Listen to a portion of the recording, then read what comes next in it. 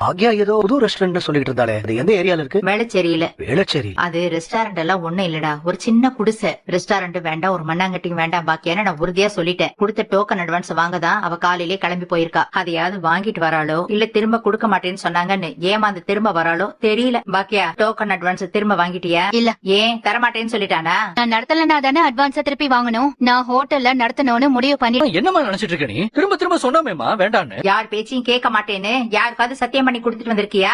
மா கொஞ்சம் பொறுமையா இருக்கலாம்ல. உனக்குமாடா எழில புரியல? எனக்கு நல்லா புரியுதுமா, உன்னால வேலை செய்யாம இருக்க முடியாது. கொஞ்ச நாள் பிரேக் தானமா எடுக்க சொன்னேன். இங்க பாரு, பாக்குறதான் பாக்குற, கொஞ்சம் பெரிய ரெஸ்டாரண்டா பாருந்தானே நான் சொன்னேன். டேய், இவளுக்கு யார் சொன்னாலும் காதுல கேட்க மாட்டேங்குதுடா. ஆக்யா, ஒரு நல்ல ரெஸ்டாரண்ட் கிடைக்கிற வரைக்கும் ஒரு சின்ன பிரேக் எடுத்தா தப்பு இல்லை. எடல் சொல்றது கரெக்ட் தானே? இந்த ஒரு விஷயத்துல மட்டும் என்ன தடுக்காதீங்க அத்தை. நீயே உன் தலையில மண்ணெள்ளி போட்டுக்குவ, தடுக்காம நாங்க என்ன பண்றது? இன்னும் கொஞ்சம் போட்டுக்கன்னு சொல்லணுமா? இல்ல நானும் என் பங்குக்கு இன்னும் கொஞ்சம் மண் எடுத்து உன் தலையில போடட்டுமா? இனி அவக்கு அவமானமா இருக்காதா?